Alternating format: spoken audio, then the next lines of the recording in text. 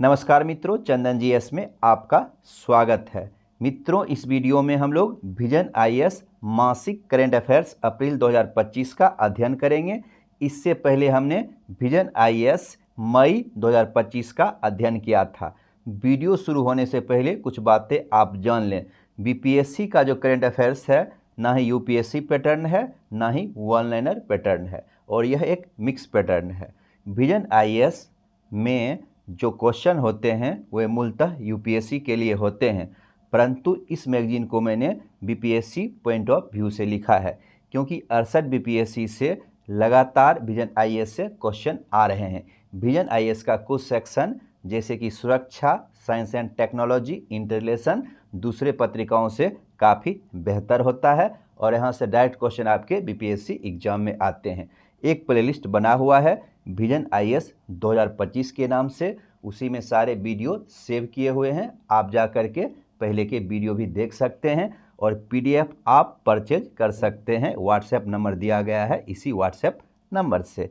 तो आइए शुरू करते हैं। सबसे पहला जो सेक्शन है वह है राज व्यवस्था एवं शासन, पॉलिटी एंड गवर्नेंस। पहला जो पॉइंट है वह है हाल ही में भारत के उपराष्ट्रपति ने शक्ति के पृथक्करण सिद्धांत पर जोर देते हुए कहा कि लोकतंत्र में शासन संचालन केवल कार्यपालिका सरकार द्वारा होना चाहिए। इसका कारण यह है कि लोकतांत्रिक सरकार लोगों द्वारा चुनी जाती है और उसके प्रति जवाबदेह होती है। अब देखिए, शक्ति का जो पृथक्करण सिद्धांत है वह कहाँ से आया है। तो मॉन्टेस्क्यू, जो कि फ्रांस का था, अपनी पुस्तक the esprit of the laws में शक्तियों के पृथक्करण के सिद्धांत को प्रतिपादित और स्पष्ट किया। मॉन्टेस्क्यू की विचारधारा को अपना करके फ्रांस में क्रांति हुई थी। और हमारे उपराष्ट्रपति ने ऐसा स्टेटमेंट क्यों दिया? हमारे उपराष्ट्रपति ने ऐसा स्टेटमेंट इसलिए दिया कि कभी कभी विधायिका और न्यायपालिका कार्यपालिका के कामों को अतिक्रमण कर लेती है। आते हैं नेक्स्ट टॉपिक पे, राज्यों के विधेयकों की स्वीकृति। हाल ही में सुप्रीम कोर्ट ने तमिलनाडु बनाम तमिलनाडु के राज्यपाल मामले में राज्य विधानसभा द्वारा पारित विधेयकों को समय पर सुनिश्चित करने के निर्देश जारी किए। पृष्ठभूमि इसकी क्या है? नवंबर 2020 और अप्रैल 2023 के बीच तमिलनाडु राज्य विधानसभा ने 13 विधेयक पारित किए। इनमें से 10 विधेयकों को राज्यपाल ने बिना किसी सूचना के या तो मंजूरी देने से मना कर दिया या विधानसभा में वापस भेज दिया। अब आगे क्या होता है? जब विधानसभा ने बिना किसी परिवर्तन के इन्हें पुनः पारित कर दिया तो राज्यपाल ने स्वीकृति देने की बजाय राष्ट्रपति के विचार के लिए आरक्षित कर दिया। इसकी प्रतिक्रिया में क्या हुआ? तमिलनाडु सरकार ने एक रिट याचिका दायर की, और कौन सी रिट याचिका यह थी? परमा आदेश। अब देखिए क्या होता है। सुप्रीम कोर्ट ने माना कि विधेयकों को मंजूरी देने में राज्यपालों की निष्क्रियता और विधानसभा द्वारा विधेयकों को पुनः पारित करने के बाद उन्हें राष्ट्रपति के लिए आरक्षित रखना कानूनी रूप से गलत था। नेक्स्ट, इसलिए उन विधेयकों पर राष्ट्रपति की कार्रवाई को भी अमान्य घोषित कर दिया। अब क्या हुआ? अब हुआ कि विधायिका द्वारा पारित विधेयक को राष्ट्रपति या राज्यपाल द्वारा मंजूरी देने के लिए भारतीय संविधान में भले ही कोई समय सीमा निर्धारित नहीं की गई है, लेकिन अनुच्छेद 200 के तहत राज्यपाल के पास या अनुच्छेद 201 के तहत राष्ट्रपति के पास कोई पॉकेट या अत्यंतिक वीटो भी उपलब्ध नहीं है। तो हमें अनुच्छेद 200 और 201 को ध्यान में रखना है। अगला पॉइंट क्या हो गया? विधानसभा द्वारा फिर से पारित विधेयक को राष्ट्रपति के लिए आरक्षित नहीं किया जा सकता है। विधेयक को पहले ही चरण में राष्ट्रपति की स्वीकृति के लिए आरक्षित किया जा सकता है। यदि राज्यपाल विधेयक पर अपनी सहमति नहीं देना चाहता है तो अनिवार्य रूप से इसे राज्य विधानसभा को वापस भेजना होगा। जबकि विधानसभा विधेयक को पुनः पारित करता है तो राज्यपाल उसे राष्ट्रपति के लिए आरक्षित नहीं रख सकता है। ये मूलभूत बातें हुई। तमिलनाडु बनाम तमिलनाडु राज्यपाल। तमिलनाडु के राज्यपाल कौन है? RN रवि। अब देखिए नेक्स्ट पॉइंट है, तमिलनाडु राज्य सरकार ने राज्य की स्वतंत्रता और संघवाद को मजबूत करने हेतु उपाय सुझाने के लिए एक उच्च स्तरीय समिति का गठन किया है, जिसके अध्यक्ष सुप्रीम कोर्ट के पूर्व न्यायाधीश न्यायमूर्ति कुरियन जोसेफ को बनाया गया है। तमिलनाडु के मुख्यमंत्री कौन है? स्टालिन हैं। नेक्स्ट है, स्वामित्व योजना ने अपने शुभारंभ के 5 वर्ष पूरे कर लिए। इस योजना की शुरुआत वर्ष 2020 में हुई थी। स्वामित्व से आशय है ग्रामीण क्षेत्रों में उन्नत प्रौद्योगिकी के द्वारा गांवों का सर्वेक्षण और मानचित्रण, survey of villages and mapping with improvised technology in village areas. Next जो है सेक्शन अंतर्राष्ट्रीय संबंध का है। हाल ही में पहलगाम आतंकी हमले के बाद भारत ने पाकिस्तान के साथ की गई 1960 की सिंधु जल संधि को तत्काल प्रभाव से निलंबित कर दिया है। सिंधु जल संधि पर 1960 में भारत और पाकिस्तान ने हस्ताक्षर किए थे। इस संधि पर वर्ल्ड बैंक के द्वारा मध्यस्थता की गई थी। पूर्वी नदियां रावी, ब्यास और सतलुज भारतीय नदियों के समस्त जल बिना किसी रोक टोक के उपयोग कर सकता है। पश्चिमी नदियां सिंधु, झेलम और चिनाब, इन नदियों का जल पाकिस्तान को आवंटित किया गया है। हालांकि भारत को विशिष्ट गैर उपभोग उद्देश्य से कुछ सीमित गतिविधियों की अनुमति प्राप्त है, जैसे नौवहन, बाढ़ सुरक्षा या बाढ़ नियंत्रण, घरेलू उपयोग, कृषि उपयोग, जल विद्युत उत्पादन से संबंधित गतिविधियां आदि। पाकिस्तान ने घोषणा की है कि वह शिमला समझौते सहित भारत के सभी द्वीपीय समझौतों में अपनी भागीदारी को निलंबित रखेगा। नेक्स्ट है 1971 ईस्वी के युद्ध के बाद शिमला समझौते पर 1972 में हस्ताक्षर किए गए थे। 1971 ईस्वी के युद्ध के बाद पूर्वी पाकिस्तान की जगह बांग्लादेश नामक एक नए राष्ट्र का निर्माण हुआ। चीन के वाणिज्य मंत्रालय ने संयुक्त राज्य अमेरिका द्वारा प्रशुल्क टैरिफ बढ़ाने के जवाब में रक्षा, ऊर्जा और ऑटोमोबाइल क्षेत्रकों में उपयोग किए जाने वाले 7 दुर्लभ भूधातुओं और मैग्नेट्स के निर्यात पर प्रतिबंध लगा दिया है। नेक्स्ट है भारत के प्रधानमंत्री को श्रीलंका की 2 दिवसीय राजकीय यात्रा के दौरान श्रीलंका के सर्वोच्च नागरिक पुरस्कार मित्र विभूषण से सम्मानित किया गया। नेक्स्ट है भारत ने जाफना में कांके संथुराई बंदरगाह के जीर्णोद्धार के लिए आर्थिक सहायता प्रदान की है। नेक्स्ट है हाल ही में दुबई के क्राउन प्रिंस भारत की यात्रा पर आए थे। भारत में यह उनकी पहली राजकीय यात्रा थी। भारत यूएई अस्पताल दुबई में है। IIM अहमदाबाद का दुबई में कैंपस है। गल्फ स्टार प्रथम और पास एक्स डेजर्ट साइक्लोन भारत और दुबई के बीच नौसेना के मध्य द्विपक्षीय संयुक्त अभ्यास है। Desert knight Bharat France UAE के बीच त्रिपक्षीय नौसेना का अभ्यास है।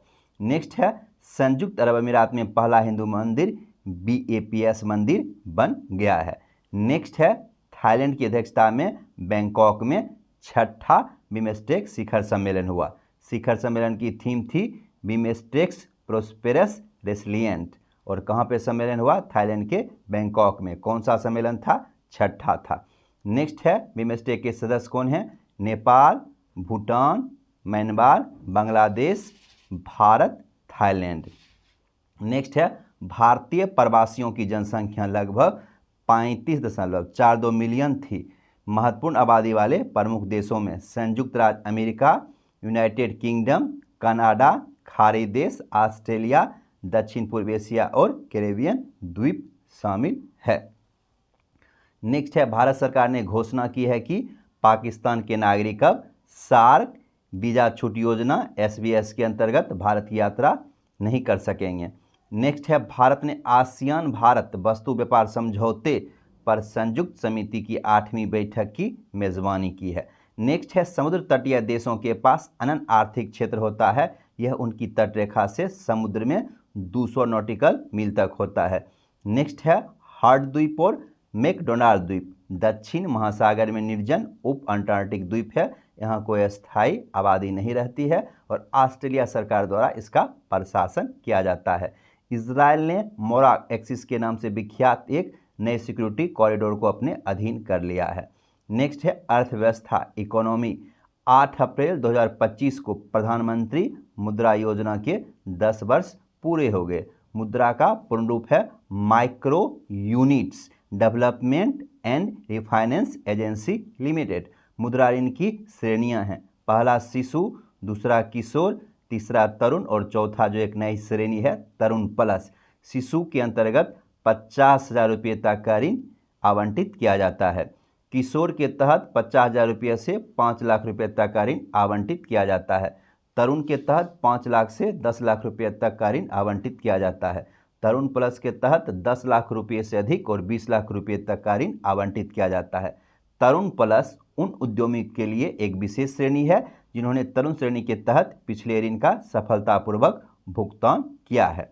नेक्स्ट पॉइंट है, केंद्र सरकार के वित्तीय सेवा विभाग ने एक राज्य एक क्षेत्रीय ग्रामीण बैंक सिद्धांत के आधार पर 26 क्षेत्रीय ग्रामीण बैंकों के विलय को अधिसूचित किया है। नरसिम्हम वर्किंग ग्रुप की सिफारिशों के आधार पर 2 अक्टूबर 1975 को आरआरबी की स्थापना हुई थी।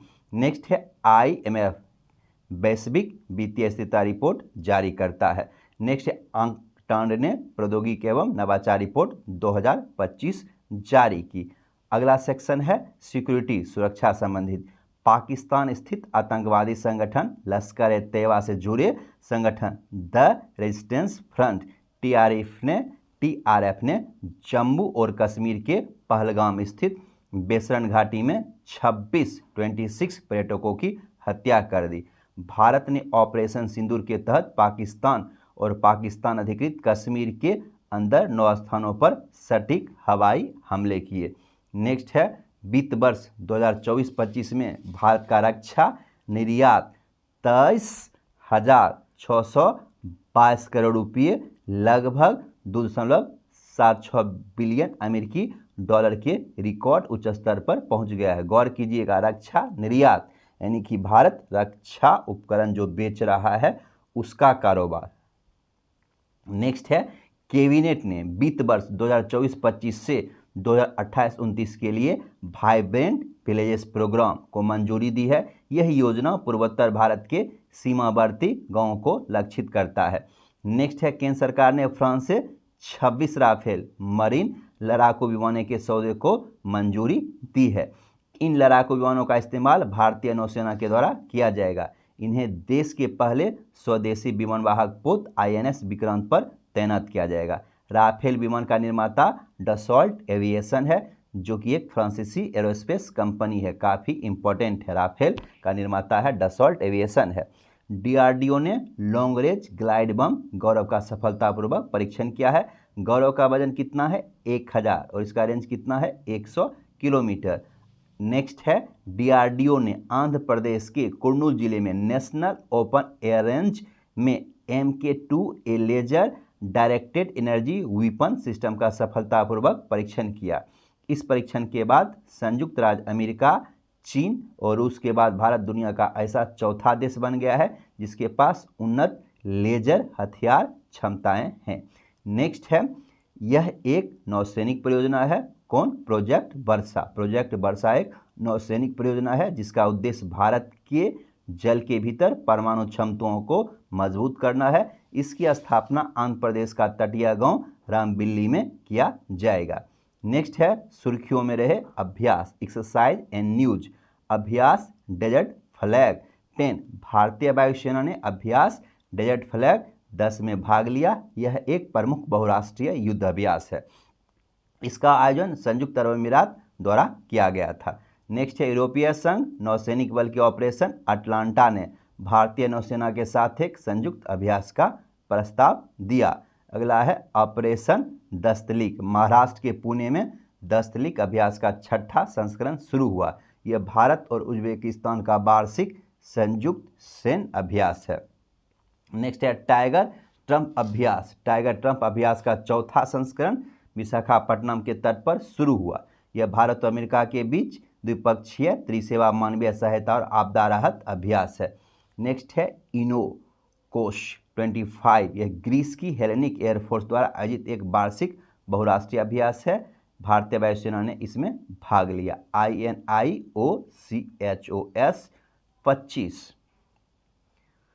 नेक्स्ट है, इन्वायरमेंट से संबंधित कुछ पॉइंट्स। गाजियाबाद नगर निगम ने भारत के पहले प्रमाणित ग्रीन म्यूनिसिपल बॉन्ड की शुरुआत की है। ओडिशा सरकार ने सिमलीपाल टाइगर रिजर्व को नेशनल पार्क अधिसूचित किया है। नेक्स्ट है, सिमलीपाल भारत का 107वां और ओडिशा का दूसरा नेशनल पार्क है।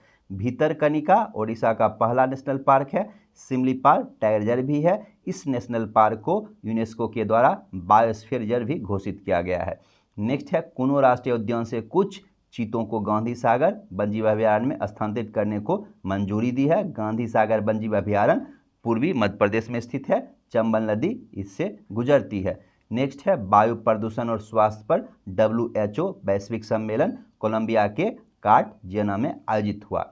नेक्स्ट खाद्य एवं कृषि संगठन ने पृथ्वी दिवस 22 अप्रैल पर accelerating innovative monitoring for nature restaurants पहल शुरू की। नेक्स्ट है पिंजौर स्थित गिद्ध संरक्षण एवं प्रजनन केंद्र से 34 क्रिटिकली एंडेंजर्ड गिद्धों को महाराष्ट्र स्थानांतरित किया गया है। नेक्स्ट है सोशल इशू सामाजिक मुद्दे। सरकार ने आर्टिफिशियल इंटेलिजेंस AI में महिलाओं को सशक्त बनाने के लिए एक नई पहल AI किरण की शुरुआत की। काफ़ी इंपॉर्टेंट है, याद रखिएगा। विज्ञान एवं प्रौद्योगिकी साइंस एंड टेक्नोलॉजी। चीन ने गैर परमाणु हाइड्रोजन बम का सफलतापूर्वक विस्फोट किया। फ्रेम 2 नामक यह ग्रह मिशन स्पेस एक्स के ड्रैगन अंतरिक्ष यान द्वारा लॉन्च किया गया। तो फ्रेम 2 नामक मिशन किसने लॉन्च किया? स्पेस एक्स के ड्रैगन अंतरिक्ष यान द्वारा। काफ़ी इंपॉर्टेंट ऐसे सवाल BPSC के लिए होते हैं। भारत के पहले सैटेलाइट आर्यभट्ट ने प्रक्षेपण के 50 वर्ष पूरे किए। नेक्स्ट है संस्कृति कल्चर से।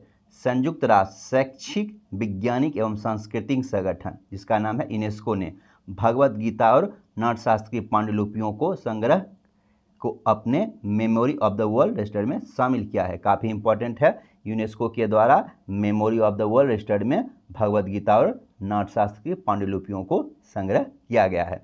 भगवत गीता की रचना महर्षि वेदव्यास ने की थी। इसमें कुल 700 श्लोक और 18 अध्याय हैं। यह महाकाव्य महाभारत के भीष्म पर्व अध्याय 23 से 40 का हिस्सा है। नरशास्त्र की रचना भरत मुनि ने की है। इसे पंचम वेद भी कहा जाता है। इसे गंधर्व वेद के नाम से भी जाना जाता है। अगला है एक नई रेडियो कार्बन स्टडी में मेहरगढ़ की कृषि बस्तियों की समयावधि 8000 ईसा पूर्व की जगह 5200 ईसा पूर्व रखी गई। नेक्स्ट है मेहरगढ़ पाकिस्तान में स्थित दक्षिण एशिया की सबसे पुरानी ज्ञात नपाषाण कालीन कृषि बस्ती है। अगला है बनारसी शहनाई और बनारसी तबले को भौगोलिक संकेतक GI टैग प्रदान किया गया। नेक्स्ट है कंडिपिया, काफ़ी इंपॉर्टेंट है, एक GI टैग प्राप्त करने वाला केरल का पहला जनजातीय हस्तशिल्प बन गया है। कंडिपिया क्या है? कंडिपिया सुंदर बुनी हुई चटाई है। सुर्खियों में रहे स्थल प्लेसेज न्यूज तेलंगाना अनुसूचित जाति में उप वर्गीकरण लागू करने वाला पहला राज्य बन गया है। देखिए जैसे OBC में उप वर्गीकरण होता था उसी तरह से अब SC में भी उप वर्गीकरण हो रहा है। नेक्स्ट है कल्पाकम में स्थित भारत का पहला फास्ट ब्रीडर परमाणु रिएक्टर 2026 तक चालू हो जाएगा। अगला है ब्राजील ने 15वीं ब्रिक्स कृषि मंत्रियों की बैठक की मेजबानी की। हाल ही में भारतीय प्रधानमंत्री ने वाट फो मंदिर का दौरा किया। यह मंदिर कहाँ पे है? यह मंदिर थाईलैंड में है। नेक्स्ट है किरण के शाहिद रजाई बंदरगाह पर सोडियम परक्लोरेट रॉकेट ईंधन में विस्फोट हुआ। चीन ने फिलीपींस के आउटपोस्ट थिटू द्वीप के पास विवादित टाइकिसियन रीफ पर कब्जा कर लिया है। अन किस में है इंपॉर्टेंट? देखिए बायोकॉम सत्याग्रह की आधिकारिक तौर पर वापसी की शताब्दी यानी कि वापस लेने की शताब्दी मनाई जा रही है। महात्मा गांधी और त्रावणकोर के तत्कालीन पुलिस कमिश्नर WH पीट के बीच विचार विमर्श के बाद सत्याग्रह को वापस ले लिया गया। और इसे कब वापस ले लिया? 31 नवंबर 1925। बायोकॉम सत्याग्रह जो था अस्पृश्यता के खिलाफ था। कुछ खास समुदाय को मंदिर में प्रवेश नहीं देने दिया जा रहा था, तो यहाँ पे आंदोलन हुआ था। महात्मा गांधी ने इस जगह का दौरा किया था। बाद में SC को जो है बायोकॉम का जो शिव मंदिर है उसमें प्रवेश दिया गया। तो अस्पृश्यता के खिलाफ, अनटचेबिलिटी के खिलाफ बायोकॉम सत्याग्रह का बहुत बड़ा योगदान है। और हमारे देखिए अनुच्छेद कितने में? 16 में अस्पृश्यता जो है वह क्या है? अनटचेबिलिटी के विरुद्ध जो है हम लोगों को अधिकार मिला हुआ है। छुआछूत जो है अभी जो है भारत में अपराध घोषित किया गया है, पहले यह स्थिति नहीं थी। नेक्स्ट है हाल ही में प्रधानमंत्री ने भारत के प्रसिद्ध वकील न्यायाधीश और राजनीतिक रहे चेतुर शंकरन नायर को याद किया है। इनके बारे में हम लोग बहुत पढ़ते हैं इतिहास में। भारतीय राष्ट्रीय कांग्रेस के सबसे कम उम्र के अध्यक्ष बने थे। अमरावती अधिवेशन में पंजाब के लेफ्टिनेंट गवर्नर माइकल ओडायर के खिलाफ कानूनी लड़ाई का नेतृत्व किया था। केसरी पार्ट 2 एक मूवी बनी है, उन्हीं के जीवन पर आधारित है। जालियांवाला बाग हत्याकांड के खिलाफ सर की उपाधि उन्होंने त्याग दी थी। अब देखिए यहाँ पे मैंने स्टार क्यों दिया है, क्योंकि हमने अभी तक लुसेंट में पढ़ा है भारतीय राष्ट्रीय कांग्रेस के सबसे युवा अध्यक्ष मौलाना अबुल कलाम आज़ाद हैं, लेकिन विजन IAS में लिखा हुआ भारतीय राष्ट्रीय कांग्रेस के सबसे कम उम्र के अध्यक्ष। तो इसका वेरिफिकेशन कर ले, मैंने इसका वेरिफिकेशन नहीं किया है, सही क्या होगा, और वेरिफिकेशन करके कमेंट सेक्शन में बताएं भारतीय कांग्रेस के सबसे युवा अध्यक्ष कौन हैं। थैंक्स फॉर वॉचिंग, मिलते हैं नेक्स्ट वीडियो में।